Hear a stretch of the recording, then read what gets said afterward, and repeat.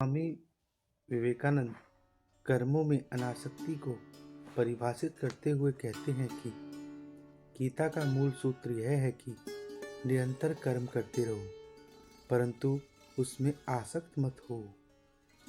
जिस ओर मन का विशेष झुकाव होता है, स्थूल रूप से उसे ही संस्कार कह सकते हैं।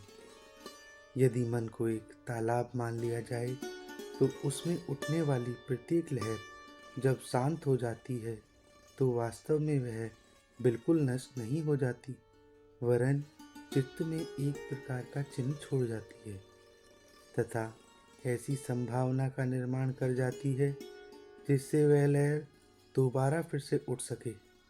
इस चिन्ह तथा लहर की फिर से उठने की संभावना को मिलाकर हम संस्कार कह सकते हैं।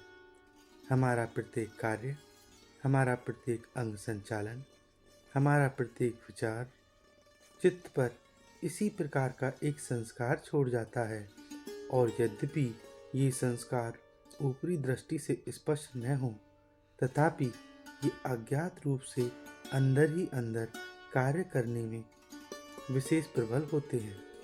हम प्रतिमुहूर्त जो कुछ हैं वह इन संस्कार के समुदाय द्वारा ही नियमित होता है। मैं इस मुहूर्त जो कुछ हूँ वह मेरे अतीत जीवन के समस्त संस्कारों का प्रभाव है।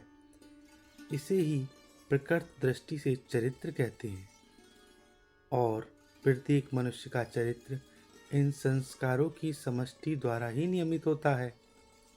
यदि शुभ संस्कारों का प्राबल्य रहे तो मनुष्य का चरित्र अच्छा होता है, और यदि अशुभ संस्कारों का प्राबल्य रहे तो बुरा। यदि एक मनुष्य निरंतर बुरे शब्द सुनता रहे, बुरे विचार सोचता रहे, बुरे कर्म करता रहे, तो उसका मन भी बुरे संस्कारों से पूर्ण हो जाएगा, और बिना उसके जाने ही वे संस्कार उसके समस्त विचारों तथा कार्यों पर अपना प्रभाव डाल देंगे। असल में ये बुरे संस्कार निरंतर अपना कार्य करते रहते हैं। अतएव बुरे संस्कार संपन्न होने के कारण उस व्यक्ति के कार्य भी बुरे होंगे और वह एक बुरा आदमी बन जाएगा। इसके सिवाय अन्यथा होना असंभव है। ये बुरे संस्कार उसमें दुष्कर्म करने की प्रबल प्रवृत्ति उत्पन्न कर देंगे। वह तो इन संस्कारों के हाथ एक यंत्र सा होकर रह जाएगा। वे उसे बलपूर्वक दुष्कर्म करने के लिए बाध्य करेंगे। इसी प्रकार यदि एक मनुष्य अच्छे विचार रखे और सत्कार्य करे तो उसके इन संस्कारों का प्रभाव भी अच्छा ही होगा, तथा उसकी इच्छा न होते हुए भी वे उसे सत्कार्य करने के लिए प्रवृत्त करेंगे।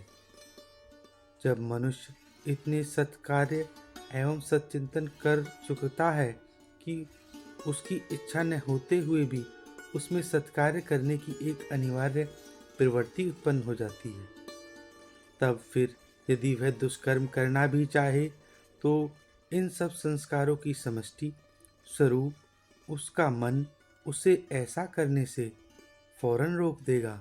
इतना ही नहीं, वरन उसके ये संस्कार उसे उस मार्ग पर से हटा देंगे। तब वह अपने संस्कारों के हाथ एक कठपुतली जैसा हो जाएगा। जब ऐसी स्थिति हो जाती है तभी उस मनुष्य का चरित्र गठित कहलाता है।